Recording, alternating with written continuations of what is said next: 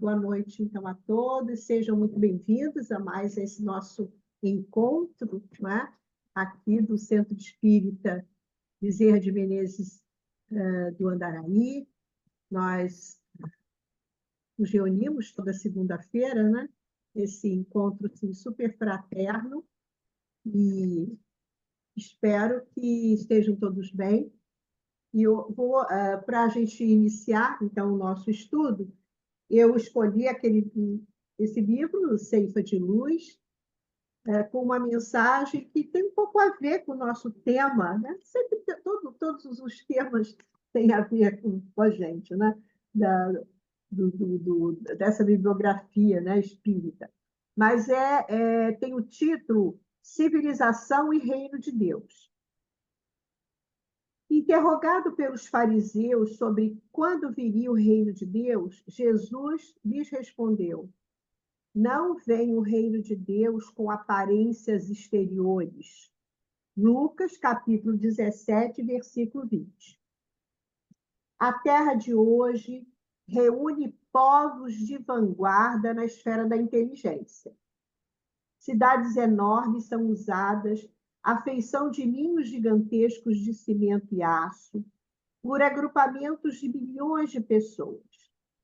A energia elétrica assegura a circulação da força necessária à manutenção do trabalho e do conforto doméstico. A ciência garante a higiene. O automóvel ganha tempo e encurta distâncias. A imprensa e a rádio-televisão interligam milhares de criaturas num só instante na mesma faixa de pensamento. A escola abrilhanta o cérebro, a técnica orienta a indústria, os institutos sociais patrocinam os assuntos de previdência e segurança. O comércio, sabiamente dirigido, atende ao consumo com precisão. Entretanto, estaremos diante de civilização impecável? À frente desses empórios resplendentes de cultura e progresso material, recordemos a palavra dos instrutores de Allan Kardec nas bases da codificação do Espiritismo. Perguntando a eles por que indícios se pode reconhecer uma civilização completa, através da questão número 793, constante de O Livro dos Espíritos, deles recolheu a seguinte resposta: reconhecê-las-eis pelo desenvolvimento moral. Credes que estáis muito adiantados, porque tendes feito grandes descobertas e obtido maravilhosas invenções, porque vos alojais e vestis melhor do que os selvagens. Todavia, não tereis verdadeiramente o direito de dizer-vos civilizados, senão quando de vossa sociedade houverdes banido os vícios que desonram, e quando viverdes como irmãos, praticando a caridade cristã. Até então, serem apenas povos esclarecidos que hão percorrido a primeira fase da civilização. Espíritas, irmãos, rememoremos a advertência do Cristo, quando nos afirma que o reino de Deus não vem até nós com aparências exteriores.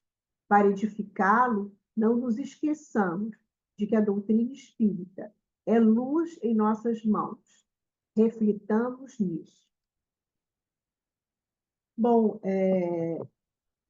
vamos iniciar, então, o nosso estudo com a nossa prece, agradecendo a Deus, agradecendo a Jesus, a Maria Santíssima, agradecendo ao nosso querido mentor, Dr. Bezerra de Menezes, aos diretores espirituais desse trabalho, por nos proporcionar esses momentos de paz, esses momentos de reflexão, de ampliação, não é, das nossas consciências, e pedindo que todas essas vibrações da nossa prece e dos nossos corações aqui entrelaçados, essas vibrações possam ser levadas lá para a nossa comunidade do Andaraí, lá para a nossa casa, tão necessitada de paz e de harmonia.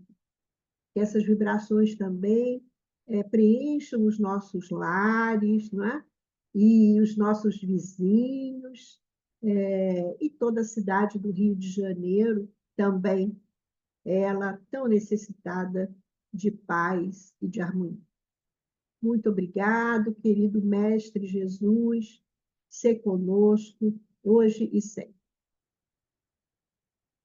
Então, pessoal, hoje nós temos a Vivian, que está estreando, Vivian Machado. Ela é lá do Seara de Amor e Luz, que é aquele centro lá do Catete, né? É de lá. Botafogo. Ah, é o de Botafogo.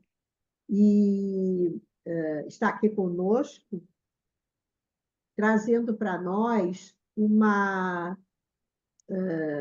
dos capítulos que eu gosto muito desse capítulo, Meu Reino Não É Desse Mundo, né?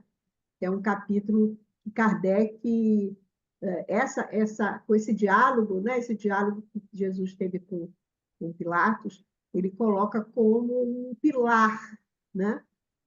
Da própria doutrina espírita. Então, é um capítulo muito importante mesmo, todos são importantes, mas é o segundo, né? Que ele escolheu para organizar o livro, o Evangelho. Então, querida Vivian, você tem a palavra. Muito obrigada. Boa noite a todos. É com muita alegria que nós estamos hoje juntos para.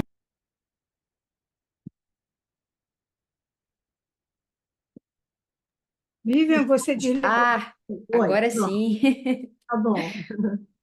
Muito obrigada. Boa noite a todos. É com muita alegria que nós estamos aqui para refletirmos juntos sobre o Evangelho do Cristo.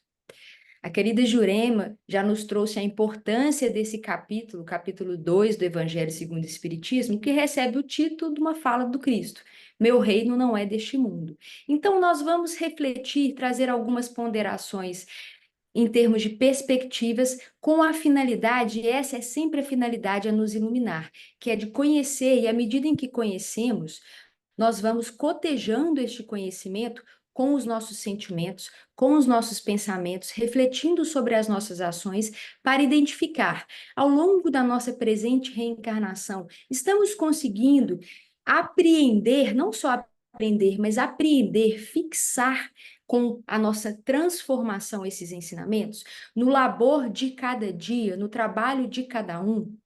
Essas reflexões nos auxiliam sempre, mas sem que jamais tenhamos a pretensão de encerrá-las. Pelo contrário, à medida em que nós vamos desenvolvendo um conhecimento, uma intimidade com o Evangelho do Cristo e com o próprio Cristo no íntimo de nossas almas, em nossos corações, o Evangelho também vai, aos pouquinhos, se abrindo cada vez mais para nós.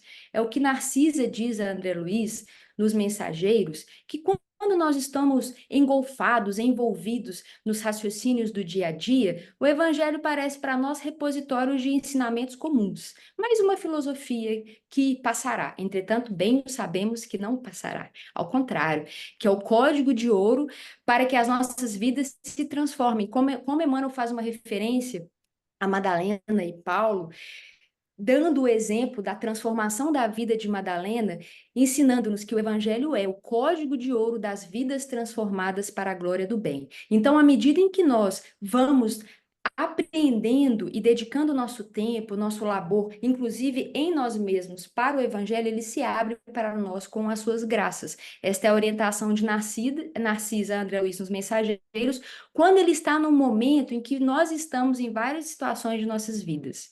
Aqueles momentos reflexivos, em que parece que há um certo tédio, há um certo vazio, ou até mesmo uma dificuldade de entender para onde caminhar. Ela percebendo esse sentimento, e aí nós encontramos a alegria, a grandiosidade dos amigos. Dentro das orientações do mestre, um desses imperativos conscienciais é granjeai amigos. Esses amigos que transportam as dificuldades ou as barreiras do físico e perdurarão conosco pelos laços imorredouros do amor. E aí, nessa perspectiva, Narcisa percebendo a dor, o tédio de André Luiz, o orienta: André, meu querido, comece a meditar sobre o Evangelho de Jesus. E além da meditação do conhecimento, comece a aplicá-lo em si mesmo. É o que Alcione nos diz no livro Renúncia, que o Evangelho deve ser conhecido, meditado, sentido e vivido. Claro que não numa escala de etapas, mas em conjunto, todas essas etapas, continuadamente ao longo da presente reencarnação. Afinal, dedicamos todos, e isso para os trabalhadores da evangelização, para os trabalhadores da juventude, da mocidade, sempre traz algumas reflexões, porque em vários momentos ouvimos, há um hiato em alguns ambientes espíritas em um certo momento da trajetória de vida. Levamos os filhos, as crianças à evangelização e até um certo início da mocidade. Entretanto, lá para os 20 e poucos, 30, 40, há uma espécie de uma evasão. E aí é muito comum nós ouvirmos, mas está na hora de cuidar da vida, de constituir família, de dedicar à faculdade. É verdade, é importante que dediquemos tempo a isso. Entretanto, o que nós fazemos hoje que continuaremos fazendo quando desencarnarmos? Esse é um ponto central de observarmos. O desenvolvimento intelectual, a apreensão das nossas virtudes em contínuo desenvolvimento, nós angariaremos no trabalho do espírito. Mas, além disso, o que faremos todos os dias que nós levaremos além da vida? Daí a importância de observarmos o contínuo aprendizado do Evangelho do Cristo como esse roteiro luminoso. E temos grandes exemplos nisso, inclusive na obra Obreiros da Vida Eterna. Um certo momento, há um agrupamento de espíritos que viriam à Terra em auxílio. Vários grupos viriam à Terra em auxílio assistencial. Mas antes de virem, eles se socorrem de uma orientação de um mentor que já está em esferas mais superiores da Terra e que iria ajudá-los, orientá-los, acalentá-los o coração, encorajando-os para essas missões. Neste momento, então, como acredito que boa parte de nós conheça a obra, vem Asclépios, dessas esferas orientar esses agrupamentos de espíritos que viriam nos auxiliar. E Asclépios traz orientações ao ser questionado sobre angústias, sobre dores, sobre as dificuldades, como passar pelas dificuldades. As respostas de Asclépios, todas, estão no Evangelho de nosso Senhor Jesus Cristo, todas. Mas é natural que, como ele colocou somente alguns versículos, logo em seguida, por misericórdia, bondade e amor, ele esclarece, destrincha um pouco a compreensão desses versículos. Já nos orientando, vejamos nós, em todas as esferas, este é o nosso roteiro luminoso. E à medida em que nós vamos estudando e mais aplicando em nossas vidas, nessa espiral evolutiva, cada vez que nós voltarmos nessas mensagens, continuadamente apreenderemos outras perspectivas. É uma expansão da nossa consciência em evolução, espíritos imortais que somos. Nessa perspectiva, então, meu reino não é deste mundo, capítulo 2 do Evangelho segundo o Espiritismo, hoje nos permite algumas reflexões, sem a pretensão de encerrá-los, todos nós. Quando voltarmos a esse capítulo 2, para releitura, para explanação, para um diálogo fraterno, com certeza teremos outros pontos reflexivos nessa conjugação de conhecimento, porque também estaremos vivenciando outras experiências. E Kardec escolhe, como nós bem o sabemos no Evangelho segundo o Espiritismo, Kardec escolhe preceitos morais para nos orientar, já nesse código luminoso de transformação das almas. Mas é importante que nós sempre pensemos aquilo que há uma menção bonita na obra de Chico Xavier, que Jesus é a porta, Kardec é a chave e para muitos corações, Chico, além de outros grandes gloriosos da mediunidade, Chico a maçaneta.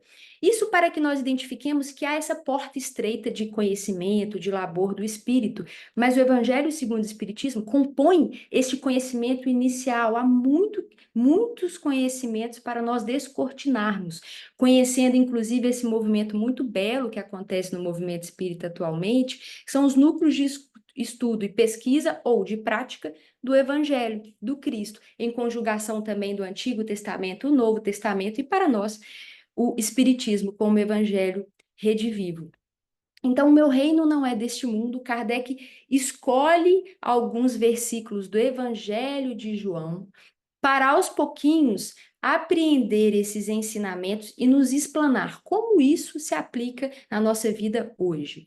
Como podemos refletir sobre essa perspectiva de reino naquilo que vivemos no ano de 2024, ou a época de Kardec, 1857, em seguinte, quando iniciou-se a obra da codificação. Nessa escolha, Kardec deixou alguns versículos ao lado.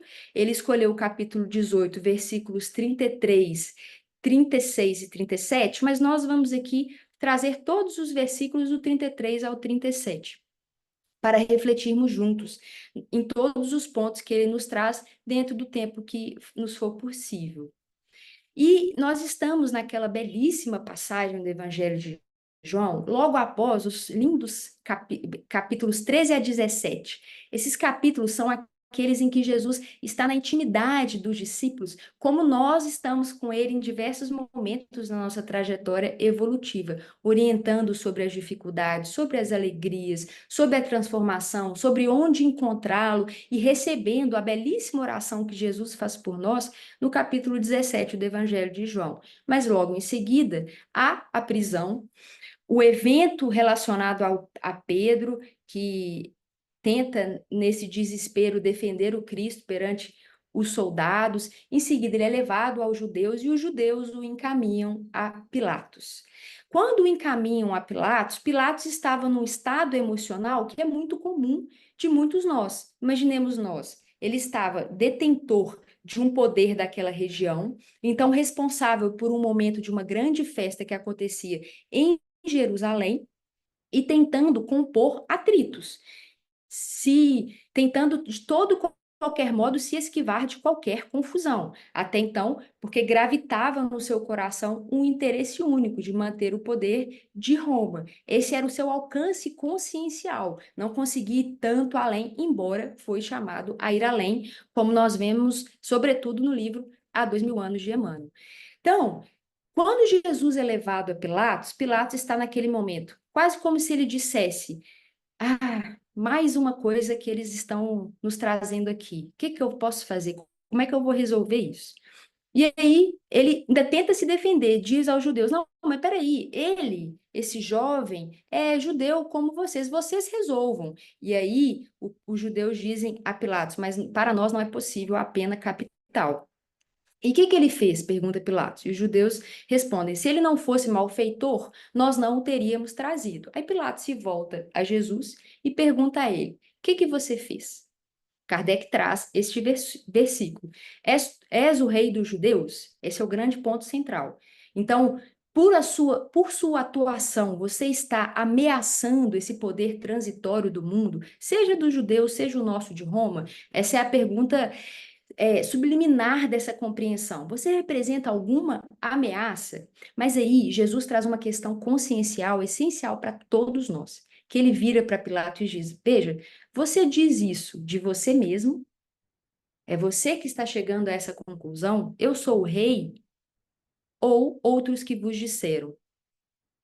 Porque Pilatos estava no momento consciencial, de algum modo, querer afastar o problema. Como nós vemos no há 2000 anos, ele convoca, ele se encontra com a corte romana, dentre eles Públio Lento, senador da época, que ocupava um poder superior ao de Pilatos, e tenta, de algum modo, resolver aquilo ali sem se envolver tanto, embora, em consciência, ele sabia que era um justo, que não tinha responsabilidade para o que queriam fazer com ele. Então, ele é colocado numa situação consciencial muito difícil, mas também sabemos, pelo há 2000 anos, sobretudo, que já havia, em âmbito de sentimento e de pensamento de Pilatos, uma corrupção moral. Ele tornou corrupto algo que poderia ter sido mais liso, mais correto perante as leis divinas que já havia nele, sobretudo no que diz respeito aos vínculos afetivos, já que Pilatos tornou algumas liberdades que não lhe foram dadas, sobretudo com Lívia. Nessa perspectiva, a gente vai percebendo uma utilização exacerbada do poder temporário do mundo, sobretudo envolvido ao sentimento raiz de nossas paixões, como os espíritos nos trazem, a terceira parte do Livro dos Espíritos. Qual que é o grande mal que caracteriza a humanidade da Terra? Sobretudo o egoísmo. dele promanam as nossas outras paixões. E o egoísmo é essa exacerbação do nosso ego, em que perdemos a identificação da grandiosidade divina, nos furtando, inclusive, a primeira grande bem-aventurança, que é a simplicidade, a humildade, a alegria de fazermos parte da criação, e não de nos apartarmos dela, nos julgando melhor do que os outros, e por nos julgarmos melhor do que os outros, achamos que podemos submeter os outros à nossa vontade, e não nós à vontade divina. Nessa confusão consciencial que Pilatos já construía para si mesmo naquela presente reencarnação, seria difícil ele passar esse momento de ouro, esse momento tão difícil, sendo firme às leis divinas que estavam nele, já que já havia um hábito construído por ele mesmo que gerou a espontaneidade nesse desvio da lei divina. Mas foi chamado, tem a oportunidade, inclusive perante Jesus, que pergunta: você está dizendo isso de você mesmo? É quase como se ele dissesse para o nosso íntimo, quando nós somos levados a essas questões difíceis da vida. Escolher um trabalho que nos gerará maior renda, mas teremos que abandonar compromissos assumidos na seara do Cristo, embora o trabalho atual já nos permita a satisfação do necessário, ou não. E são questões que cada coração vai saber dentro de si. Saber aceitar com amor um familiar difícil, inclusive doando o melhor dos nossos corações, confiando, como nos diz Emmanuel, quando todas as pessoas são dignas do bem que nós podemos fazer a elas. E assim, o mal será convertido pela vida em detritos e o Senhor fará o resto. Nessa perspectiva, nos momentos conscienciais mais difíceis, nós ouvimos a nós mesmos, aos outros ou ao Cristo interno que começa, aos pouquinhos, fazer o reino divino em nós. São momentos difíceis de nossas reencarnações, porque estamos construindo novos hábitos para que o espontâneo em nós seja o cumprimento da lei divina, essa reharmonização que traz a serenidade inabalável que os cristãos da primeira era tinham.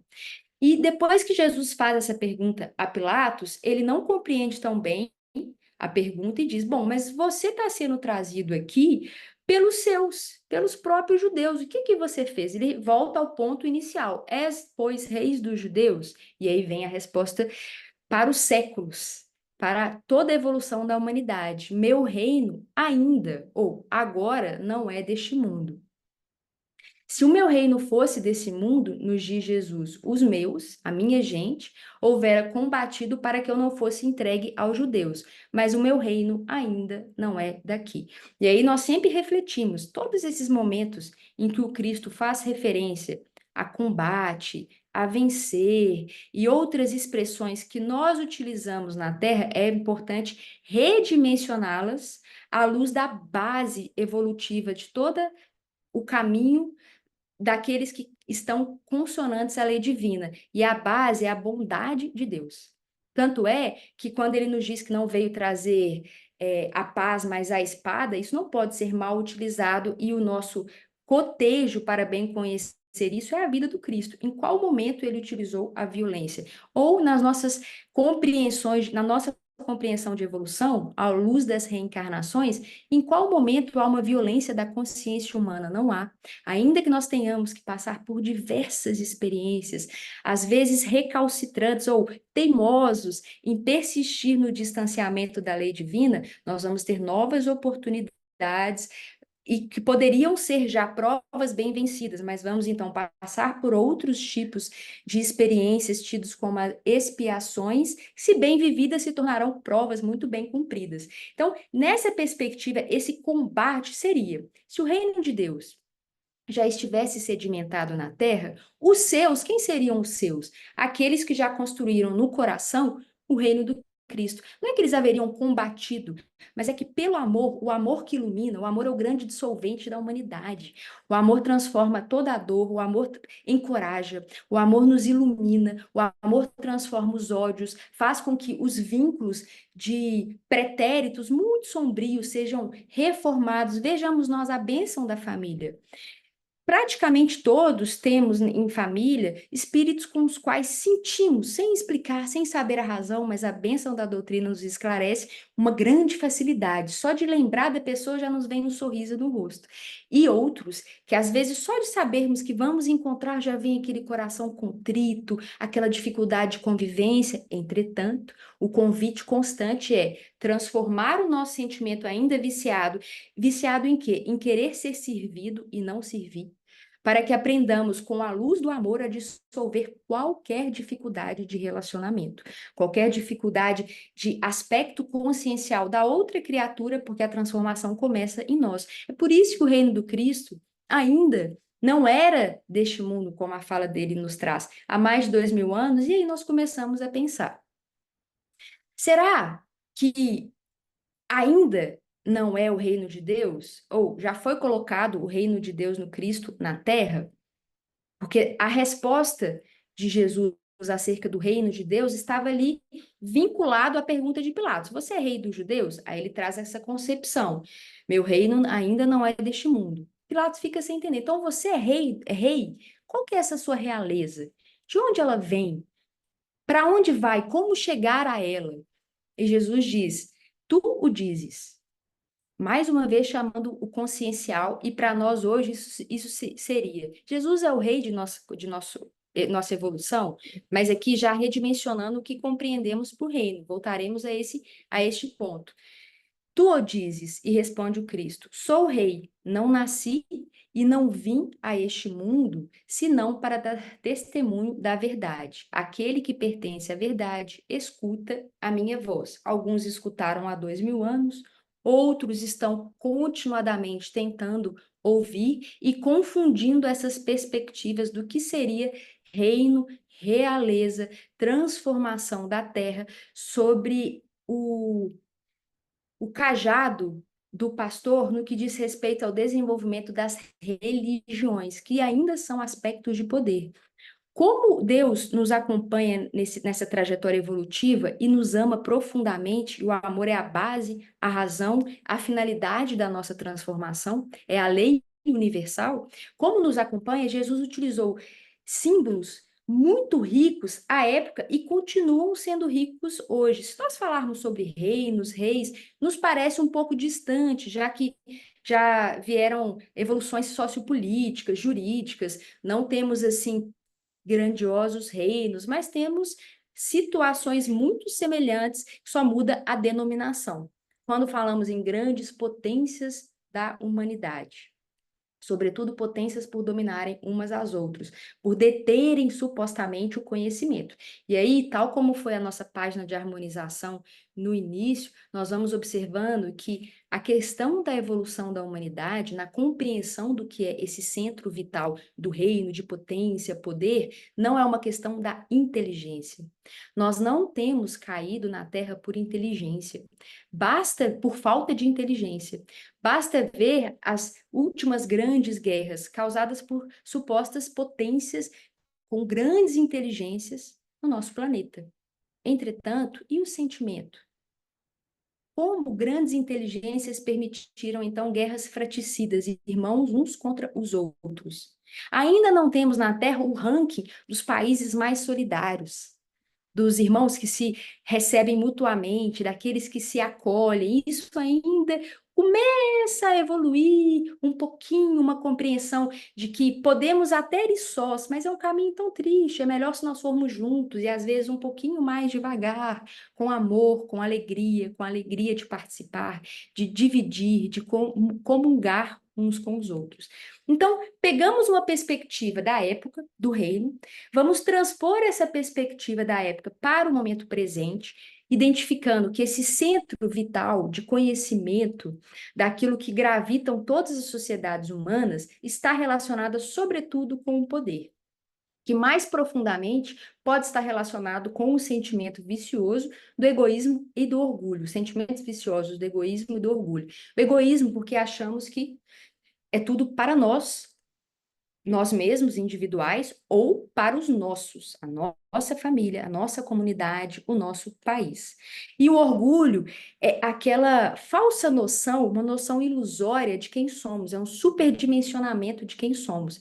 E isso nos causa tantas dores porque nos distancia da grandiosidade e alegria simples de servir como partes da criação.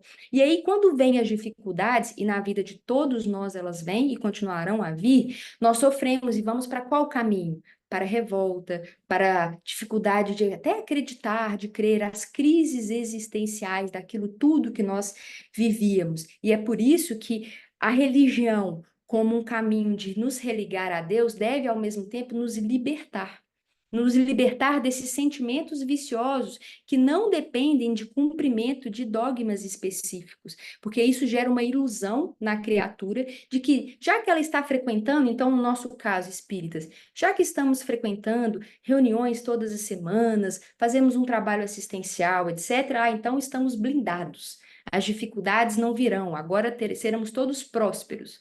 Esta é uma ilusão e um vício de sentimento que às vezes tem nos acompanhado por muitas reencarnações e que não nos permitem ver a grandiosidade do bem pelo bem, do conhecimento de nós mesmos, e que em todo o processo educativo parece que há sempre dor, sobretudo porque nós resistimos. É aquilo que os espíritos nos dizem na questão 115, que somos, então, na evolução contínua do mineral, do vegetal, do animal, do reino nominal, simples e ignorantes. Então, nessa evolução, temos as mesmas oportunidades de desenvolvimento. Mas aquele que é mais dócil já compreende melhor a lei divina em si mesmo e evolui com maior leveza. Aqueles que recalcitram mais têm uma maior dificuldade, sobretudo porque infligem a si mesmos aflições desnecessárias, porque superdimensionam o que seria para si mesmos, em detrimento dos outros, e por aí é a história da nossa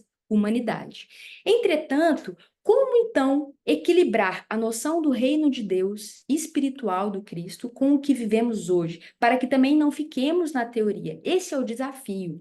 E aí Kardec vai destrinchando ponto a ponto. A primeira percepção que nos faz refletir muito sobre o que ele comenta é a vida futura. E esse é um eixo central do ensinamento do Cristo. A noção, muito bem destrinchada no Céu e Inferno, de que há colheita e plantio. E mais, essa colheita e plantio, porque Deus é bom e nos ama e a misericórdia caminha com a justiça, se nós não colhemos e plantamos o bem hoje, vamos ter uma outra oportunidade. Mas na erraticidade, essa dor consciencial do arrependimento trilhará para nós novas oportunidades. E é melhor para todos que bem aproveitemos a reencarnação para que aos pouquinhos consigamos avançar, reequilibrando este aspecto. Então já conhecemos a vida futura, mas se temos uma esperança nessa perspectiva de que se aqui bem plantarmos, se formos resignados, esperançosos, amorosos, alegres, incentivando a todos, aprendendo, sobretudo, a virtude máxima, a virtude que vai conseguir contrapor o egoísmo, como os espíritos nos trazem na questão 912 seguintes, que é como fazer para que nós consigamos bem transformar as nossas paixões. A resposta é muito singela, mas muito difícil, praticando ou praticar a abnegação. Então, como fazer para que a gente possa pegar essa perspectiva da vida futura, não só porque nós iremos desencarnar e lá gostaríamos, claro, de estar em um bom local, reencontrar corações amigos, nos alegrarmos identificando nossa programação e identificarmos, poxa, então aqui eu consegui fazer boas escolhas, valeu a pena aquelas lágrimas de resignação e de coragem, aquele coração já está conosco e etc. Não só por isso, mas como pegar a perspectiva do futuro aplicando ao nosso dia. Sobretudo, para que nós não entremos num estado emocional da tristeza, do tédio ou da melancolia. E aí, uma outra grande riqueza é nós começarmos cada vez mais renovar os nossos referenciais. Além do Cristo, que é substancial, sempre para que nós cotejemos as nossas dificuldades, o nosso referencial é ele, não o vizinho, não outra pessoa da família, não uma pessoa em outro país, o que está vivendo ou deixando de viver, porque isso gera em nós a nova ilusão do egoísmo, do orgulho, achando que nós estamos fazendo mais e merecíamos mais. Mas o Cristo, ele como nosso referencial, nós vamos fazer como Gesiel, Estevão, no Paulo e Estevão, no momento do martírio. Por um segundo que ele poderia sentir, poxa, eu estou só fazendo bem, por que sofrer esse martírio? Mas imediatamente ele volta, quem sou eu e quem é Jesus? E aí ele se alegra pela alegria de bem servir. E essa alegria, essa paz, essa serenidade iluminou o outro coração, que graças a ele sabemos muito do Cristo, que é Saulo à época, veio a se tornar Paulo de Tarso. Então, nessa perspectiva, nós trazemos o futuro para o presente, identificando em nossos corações como aplicar isso. Como pegar o futuro para o presente no sentido de trazer para nós resignação e não cairmos em sentimentos de por que comigo, por que com a minha família, por que desse modo, por que nesse momento, ainda mais quando os nossos planos saem dos nossos trilhos. E aí tem um grande exemplo, e essas obras, essas referências são muito ricas, além de Jesus, é para que nós possamos a escolher novos ídolos, no sentido de exemplos, não de idolatria, mas de exemplos, de observarmos. Estou passando por essa dificuldade, Alcione também passou no livro Renúncia, Célia Lúcius também passou. Claro que nós estamos nos comparando aqui, guardadas as devidas proporções, mas é como referência. Quinto Varro passou por essas dificuldades e conseguiu perdoar uma grande traição com muito amor. No livro Ave Cristo, nós temos o próprio Paulo e Estevão, temos também as obras de Humberto de Campos e Irmão X, que trazem os discípulos. Isso é riquíssimo. Os discípulos passando pelos mesmos sentimentos que nós temos. Porque quando pensamos na vida futura, num novo ponto de vista, e isso começa a nos trazer resignação para construir o reino de Deus em nosso coração, identificando que vale a pena passar pelas vicissitudes, sem murmurar, mas dando graças a Deus, que vale a pena os nossos esforços na nossa própria transformação, que vale a pena amar. Quando nós vamos identificando isso, em alguns momentos nós podemos ser visitados por sentimentos de desânimo, de tristeza, de melancolia, até mesmo de revolta. E todos os discípulos passaram por isso, de medo, sentimentos comuns, sentimentos difíceis, mas possíveis de serem transformados. E no livro Boa Nova, nós temos várias situações semelhantes a que passamos hoje em dia em termos de sentimento, e esse é o ponto. A fé raciocinada, que tanto nos alegra no Espiritismo, é o sentimento iluminado que ilumina a razão, para que aos pouquinhos o sentimento e o pensamento se harmonizem com as leis divinas, e consequentemente nós aprenderemos a falar com mais amor, porque na hora que falamos, essa vibração está imbuída no nosso sentimento. Falaremos com mais amor, ainda que necessitemos corrigir alguém. E também atuaremos de modo diverso, ou seja, nova criatura vamos nos tornando. Por isso, quem está em Cristo, construindo esse reino de Deus no coração, nova criatura é, como nos diz Paulo. Então, voltando ao ponto dos sentimentos que precisamos renovar à luz do Evangelho, que vai nos transformando quando nós também trabalhamos para isso, um determinado capítulo do Boa Nova, nós temos um discípulo que passa por um sentimento muito semelhante a todos nós em momentos de luta consciencial, que temos que fazer nossas escolhas, que estamos vivendo. E ele, então, passa pelo sentimento de tristeza, sobretudo porque ele estava em conflito. Ele ouviu Jesus dizer que o reino dele ainda não era deste mundo. Entretanto, ele cultivava uma esperança de o reino de Deus vir a auxiliá-lo de algum modo, dele sentir uma paz, mas ele ficava nesse conflito. Então, o reino de Jesus não é deste mundo, vale a pena a vida futura, tudo bem, ele racionalizou isso, mas o sentimento dele é: mas eu me sinto triste, não sei esperar, tá difícil de lidar com isso. E Jesus observa e conhece o sentimento de cada um de nós. O pastor conhece cada ovelha do seu redil. Todos nós que fomos confiados a esse coração amoroso nos conhece. E qual que é a grande diferença? Os discípulos, quando passam por essas crises sentimentais, eles se socorrem ao Cristo.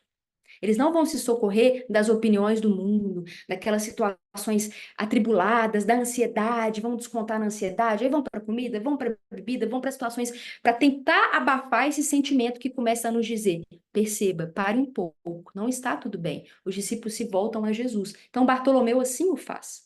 vai até ele. Jesus percebe e ouve, e ele diz: Mestre, eu não saberia vos dizer quais as razões das minhas tristezas, da minha melancolia, sentimentos que às vezes nós também temos. Tenho esperança no seu reino. Quando o Senhor diz que o reino não é deste mundo, meu coração se alegrou, mas ainda assim não consigo bem compreender.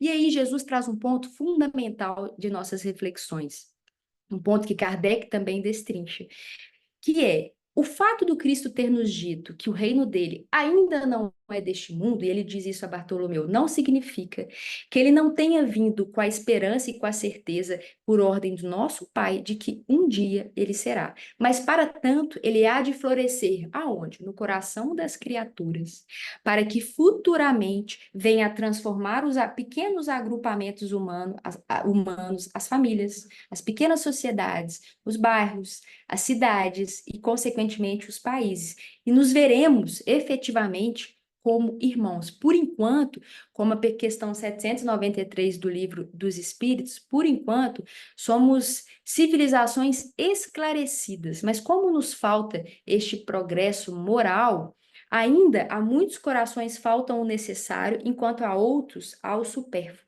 Não é possível conjugar este equilíbrio reconhecendo uma civilização evoluída, porque o reino de Deus na criatura, que é simplesmente, embora esse simples seja difícil de construção íntima, mas é simplesmente um reequilíbrio da criatura com as leis divinas em si mesmo, sabendo a alegria de servir, de se doar.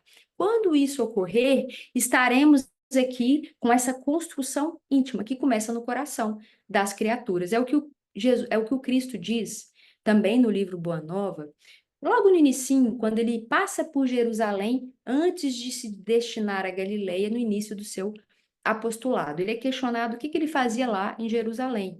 E ele diz: passo por aqui na terra, buscando construir o reino de Deus. E ele é questionado: mas o que você pensa ser isso? Você, um reles galileu. É o que muitas vezes nós questionávamos. E talvez continuemos a questionar, mas cada vez menos, já reconhecendo a importância do Evangelho em nossos corações, quando somos confrontados com situações difíceis e o Evangelho começará a vir em primeiro lugar. Ele é a nossa resposta, sempre, para essa própria transformação. Então, quando Jesus é questionado, ele diz: o reino de Deus é a obra divina no coração das criaturas. E por ser a obra divina no coração das criaturas, é que a gente identifica a apropriação da esperança da vida futura no dia presente. Isso permite uma modificação de pensamento e de sentimento em nós mesmos. Voltando a Bartolomeu, quando Jesus conversa com ele e diz a ele: já viu, Bartolomeu, uma boa nova que não traz alegria? O discípulo do evangelho caminhará no mundo com bom ânimo, exemplificando que em tudo há o seu tempo, e aqueles que já puderem frutificar o amor bem exemplificarão, se alegrando com o que recebem de Deus todos os dias. Neste momento, Bartolomeu começa a lembrar de todas as dificuldades que ele tinha. Situação dificílima em casa, ninguém o compreendia, seu pai e seus irmãos o maltratavam. No trabalho também, negociar, ele se sentia desconfortável com isso. O único coração com o qual ele se sentia mais aberto para confidenciar era sua mãezinha, que havia desencarnado. Mas até sobre isso, a perspectiva da construção do amor que a tudo vence redimensiona o nosso sofrimento para um antigo sofrimento de revolta, para um sentimento de gratidão, de saudade equilibrada, na certeza do amor que faz com que todas as criaturas permaneçam unidas, nessa unidade única e divina. Então, Bartolomeu modifica o seu sentimento, seu pensamento. No dia seguinte, ele vai ter contato com aquelas situações que antes o entristeciam. E esse no dia seguinte pode ser para nós, ao longo das nossas reencarnações. Quando ele revisita as situações que causavam dor, um novo pensamento e sentimento já começam a vir. Ele começa a ser agredido pelo pai e os irmãos, mas ele pensa: eles não conhecem a Jesus, eu conheço. Eles não conhecem a mensagem de amor, de esperança, de fé, de resignação.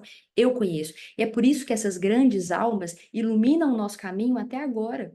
Essas almas que foram para os circos, entoando Ave Cristo, aqueles que viverão para sempre, te saúdam e glorificam, iluminam o nosso caminho até hoje. E eles não teriam feito isso sem uma certeza inabalável de que a transitoriedade da reencarnação tem uma finalidade da evolução humana. É o que Kardec avança dizendo da realeza de Jesus, que é atemporal, muito distante, muito diferente das realezas ou das potências do mundo. Quem são os grandiosos da época de Jesus? Quais os seus nomes? Sabemos de Herodes, Pilatos, a não ser que alguém seja professor de história, mas fora isso, sabemos os grandiosos que se vinculavam à passagem de Cristo. A passagem de Paulo, a passagem de Pedro, como Nero, a passagem daqueles que iluminaram os nossos caminhos. E pela psicografia de Chico Xavier, sabemos de muitos outros que foram nos iluminando continuadamente, luzes para os nossos corações, na realeza real de Jesus, que é idêntica à realeza íntima que todos vamos construindo, quando reequilibrarmos as leis divinas, construindo o Cristo interno que está em nós. E para que consigamos fazer isso dia a dia, obtendo o conhecimento e aplicando em nosso dia a dia, fundamental que Kardec nos traz em seguida, o ponto de vista, a modificação do ponto de vista. As dificuldades de nossas vidas, em termos de reencarnação, nada mais serão vistas, então serão vistas como oportunidades, oportunidades de evolução. A própria dor é redimensionada em todos os seus aspectos, e nos sentiremos aos pouquinhos dignos de passar por aquelas dificuldades. É como se nós agradecêssemos: Senhor, seja louvado, olhaste para sua serva, para seu servo, e mais, para nós como amigos, porque o servo não sabe o que faz o seu senhor, como diz Jesus em João. Já os amigos sabem tudo o que ele conhecia de Deus, identificando a lei divina, nos mostrando a que estamos destinados, ele nos ensinou. E por isso, modificando o nosso ponto de vista, nós subimos ao monte. Por isso que a construção do reino, a caminhada do reino é uma subida, numa perspectiva de, embora reencarnados e valorizando cada instante da reencarnação, nos alegrando pela oportunidade da reencarnação, redimensionamos essa importância, identificando espíritos imortais que somos, e aí subimos ao monte. Vamos olhar os pontos de poder que temos ou não temos, o dinheiro ou o supérfluo que temos ou não temos na presente reencarnação, os bons e múltiplos vínculos afetivos, familiares ou de amigos que temos ou não temos, mas tudo em aspectos de instrumento para a evolução do espírito. E em todo momento de nossa caminhada, é possível ouvir a voz da nossa consciência, onde estão as leis de Deus, conforme questão 621, para que nós, aos pouquinhos, façamos melhores escolhas, construindo o reino em nossos corações. Para concluir, Kardec traz a instrução de um espírito desse capítulo, uma rainha de França. Uma rainha de França que, quando desencarnou, identificou: quão temporária e, se não for bem utilizada, quão inútil é a realeza, ou poderíamos dizer, o poder das potências no mundo. Aquilo que só o orgulho se exacerba, mas se não é colocado a serviço dos outros, quão pequeno é. E quão mais poderemos fazer se colocarmos todas as potências da alma a serviço de nós e dos outros. Ela nos traz uma mensagem belíssima de reforma consciencial. E como sabemos, como na erraticidade pedimos novas chances, ela identifica que aqueles que ela julgava inferiores por não ter o sangue real estavam muito acima dela. Entretanto, como a evolução é contínua e Deus é muito amoroso, sempre há novas chances. E aí nós vamos identificar essa rainha 4 séculos depois. Isso está no livro Astronautas do Além.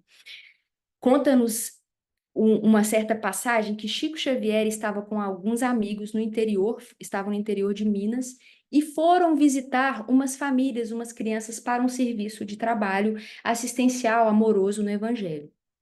Chegaram a um determinado local e havia uma senhora humilde, resignada, e naquela reencarnação, sem poder se movimentar. O título da mensagem é A Paralítica. Naquele momento, aquela senhora agradeceu a visita, alegrou-se, riu, deu o melhor que ela podia de si. Entretanto, chegada a noite, todos voltaram para a reunião e o trabalho do dia e foram beneficiados com uma mensagem de Epifânio Leite, quando nos diz assim: versos dedicados à venerável irmã.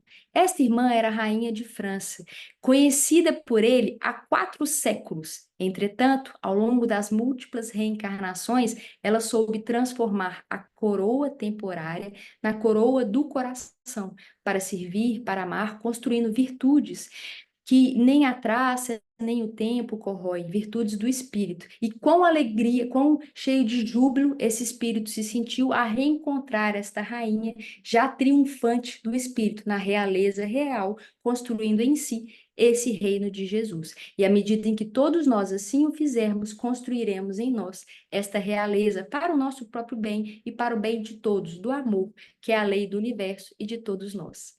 Muito obrigada, amigos queridos. É uma alegria estarmos aqui para essas reflexões. Vivian, muito obrigada. Foi tão brilhante essa sua análise desse capítulo. Foi realmente maravilhoso. Tocou muito meu coração. Eu acredito que tocou o coração de todos que estão aqui. Porque eu fiquei pensando, é por isso que a doutrina espírita ela é chamada de o consolador prometido por Jesus.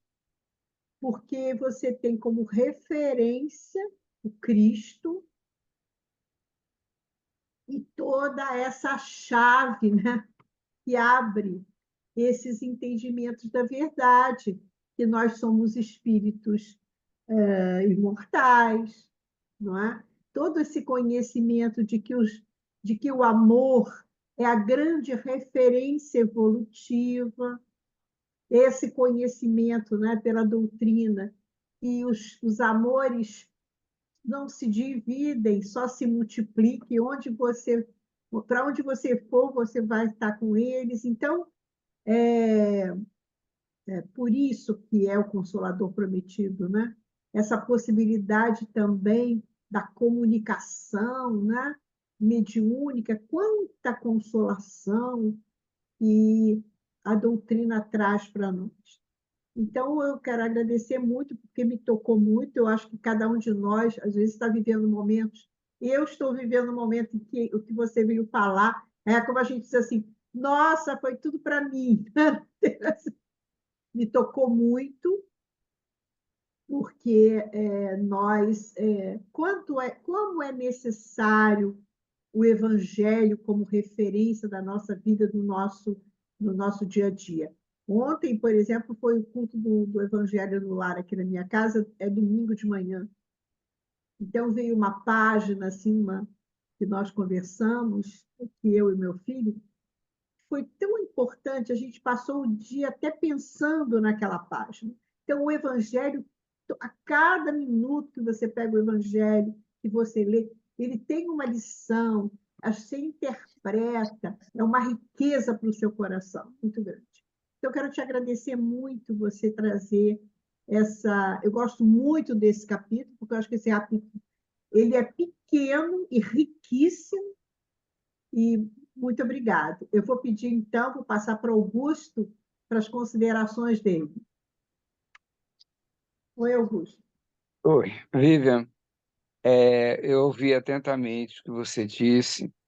A gente tem pouco a acrescentar, porque a sua lógica, o seu raciocínio foi baseado num sentimento muito nobre, de levar a ternura ao entendimento da moral de Jesus.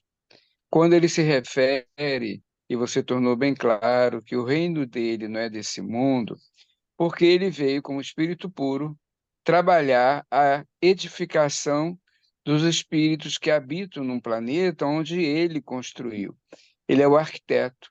O poder dele não é o poder temporal do mando, da hereditariedade humana, da riqueza, da opinião que não poderia ser contestada pelos seus súditos. Não. Ele veio nos trazer, como espírito puro, a iluminação de Deus já compreendida por ele para todos nós. Ele veio, né, Vivian, trazer esse amor que nós temos como hereditariedade espiritual, a conseguir compreender com o passar dos tempos. Então, cada reencarnação uma vez na erraticidade a gente tem, minimamente que seja, o entendimento do porquê do sofrimento, a gente trabalha que a causa, a dor que é real, o sofrimento que há de vir da dor, não será mais esse ai, ai, ui, ui, eternamente. Será, sim, uma motivação de crescimento, uma motivação de sanar as dificuldades anteriores hoje em virtude, porque nós sabemos que é mais fácil adquirir uma virtude do que se libertar de um vício. E Jesus veio nos dizer exatamente isso, né, Vivian? Com tudo aquilo que aparentemente ele sofreu, ele enalteceu aqueles que conseguiram compreender que não é o sofrimento que aniquila a existência, ela simplesmente reforça e fortalece os que o compreendem, porque existe sempre uma causa. E a causa, a responsabilidade é nossa. A continuidade será com a responsabilidade resolvida. Obrigado, Vivian. Eu Muito que obrigado. agradeço. Eu que agradeço. Eu Agradeço passo a muito, palavra para muito. a Cristina.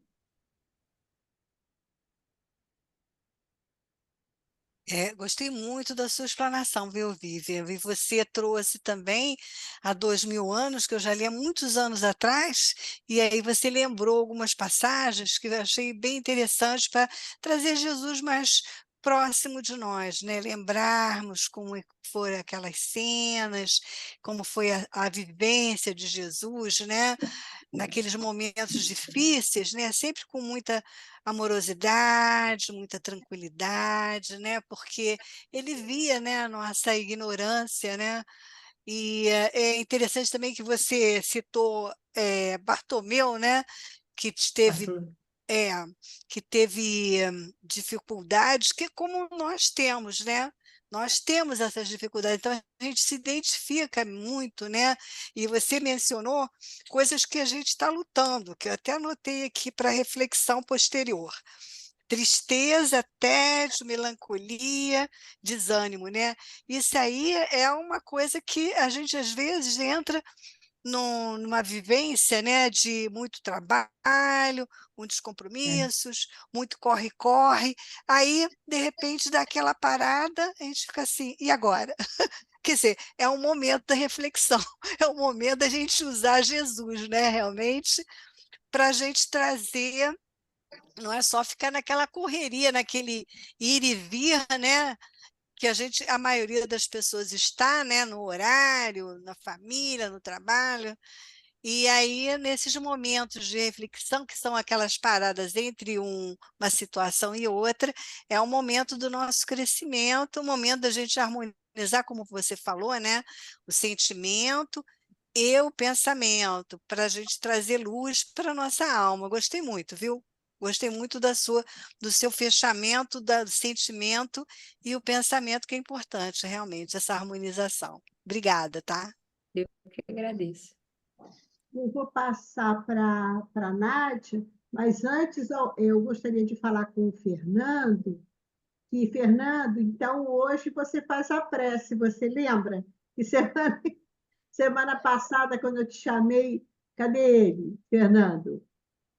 Não, ele não está aqui. Oi, Fernando. Espero que hoje ocorra tudo bem, né? Hoje você faz a prece, então? Então, Com primeiro, certeza. Espero que eu não pedi ocorra nada, nenhum imprevisto. Eu vou. Ah, sim, foi exatamente. Eu vou pedir a Nádia para fazer as considerações, e depois, então, fazemos a prece, já convidando vocês para a semana que vem, que a Nádia vai falar sobre o passe, porque às vezes a gente toma o passe e a gente não sabe o que é o passe. A gente não tem, às vezes, a dimensão, o conhecimento, vamos dizer assim, da complexidade espiritual, não é? Que é o passe, que é uma água fluidificada, né? Essas práticas que nós temos na nossa casa, que lá na época de Kardec ele não tinha. E que aqui no Brasil, a gente vai estudar um pouquinho sobre isso, né? com, vamos dizer assim, a própria homeopatia, o conhecimento da homeopatia, trouxe, né, todo esse conhecimento dos fluidos, do magnetismo, E acabou sendo já muito, né, desde o início da consolidação da doutrina aqui no Brasil, que o passe e a água frutificada foram incorporados, né, como práticas na nossa casa, que é uma coisa maravilhosa, interessantíssima, né? Essa, essa prática da doutrina espírita. A Nádia vai, então, na semana que vem, ela vai falar sobre o passe. Então, eu vou passar para a Nádia e depois, Fernando, passo para você fazer a nossa prece final. Minha querida, olha só, nem tenho mais o que dizer. Você foi tão eloquente na sua explanação e foi, assim, consolando mesmo, né? Falando do Cristo. Porque quando a gente fala da doutrina espírita, do Cristo Consolador, nos toca muito e nos emociona, né? E a gente vê a nossa pequenez, como a gente ainda tem que crescer, né? Como eu ia enfatizar justamente esses sentimentos que a Cristina falou, mas como a gente ainda tem que crescer em termos de se libertar. A gente tem tanto que se libertar do nosso orgulho, né, da nossa vaidade exacerbada, principalmente a ambição e o poder, né, que entrava tanto o nosso crescimento, né? Então, quando você fala no Cristo, nessas potências tanto que tem, e saber que a nossa alma tem tantas potências, basta que a gente, né, mexa. Então, isso foi muito consolador para mim essa noite, principalmente. Obrigada, tá, Vivian? Eu Nem que tenho mais. agradeço. Eu agradeço muito, muito. Ela vai voltar. Peraí, Ela já Se foi Deus quiser. aprovada, está 100. já está contratada. Nós tiramos da 100, já foi Obrigada. aprovada e já foi contratada. Tá bom? Pronto. Obrigada. Agora eu passo, então, mais uma vez convidando todos para segunda-feira, mais uma vez agradecendo muito a Vívia que está aqui com a gente, trazer essa reflexão tão profunda, maravilhosa. Passo, então, a palavra para o Fernando, para a nossa prece final. Antes de iniciar a prece, Pode. apenas agradecer a Vivian o trabalho que ela realizou na noite de hoje, que certamente nos deixou muito felizes. Os assuntos que foram trazidos sobre o Evangelho, né? A necessidade que nós temos de conhecer realmente o reino de Deus, que se encontra em verdade dentro de cada um de nós. Então, vamos iniciar a prece, agradecendo a Jesus, Deus nosso Pai, ao mentor espiritual Bezerra de Menezes, a oportunidade que nós tivemos na noite de hoje de estarmos todos juntos nessa união fraterna, para que, tendo essa oportunidade de aprendizado nessa escola, né, que vivemos, podermos, através da doutrina, sermos cada vez pessoas melhores. Sabemos que ainda temos as nossas dificuldades, mas sabemos das nossas responsabilidades para que possamos ser pessoas de bem. Então, que tenhamos uma noite de muita paz, envolvendo todos os nossos irmãos que também se encontram também assistindo, né, esse trabalho, e que Jesus nos abençoe, Deus nosso Pai nos envolva a todos, e que tenhamos uma noite de muita paz e tranquilidade. Obrigado a todos e uma boa noite. Obrigado, Fernanda. Queria, mais uma vez, mandar um grande abraço para a Elci, a nossa querida Elci de tantos anos, e a nossa está sempre aqui conosco. Elci, feliz aniversário, muita saúde, querida, muita paz, muitas bênçãos para você, essa criatura tão querida de tantos anos. Então, quem sabe, né? A gente qualquer dia se encontra para comer aquele bolinho. Sim, sim. Tá bom, né? Ela está no outro estúdio, mas pode deixar que eu transmito para ela, tá? Muito obrigado. A gente, de vez em quando, Oi? tomar um cafezinho. Augusto, manda um grande Isso, vamos abraço. sim. Tá Fala. bom. Vou falar com a Vamos sim. Jurema que a gente vai combinar de novo aqui no. Aqui tem no condomínio cheirinho bom, sabia? Tem, a gente gosta de sair para tomar um cafezinho Nós É vamos isso aí, para de vez em quando a gente sai. Tá bom, Augusto, então. nosso abraço também. Parabéns para ela, tá? Obrigado, obrigado. Eu também, Augusto. Não pude falar com Obrigado. ela. Pois é, ela está no outro estudo. Pedro Paulo. Não, hoje deve ser um dia assim muito cheio de muitas, né? O telefone não para, né? A gente sabe que os parentes tudo do sul, né? Todo mundo ligando. Lívia, Parabéns, então, para Elci, Augusto. Manda um nós abraço que Tá eu no bom. mandei. passado, Obrigado, Cristina. excursão, Oi. aqui uma turminha, fomos lá em Uberaba, Ai, que Sacramento. delícia. Que Não, que maravilha. delícia. Como Foi fortalecer, maravilhoso. né? Muito lindo. Bom, Que pessoal, alegria. boa noite, muita paz. Obrigado, Vivian. Eu que agradeço, pessoal. Uma Obrigada, grande Vivian. alegria. Foi um prazer. Muito obrigada. Então, Muito Vivian, até a obrigado. próxima. Que Até a seja próxima, bem, se Deus bem quiser. rápida. Obrigado a todos. Boa noite. Obrigado. Boa noite. Boa noite a todos. Tchau, pessoal. Beijo, obrigada. Beijo.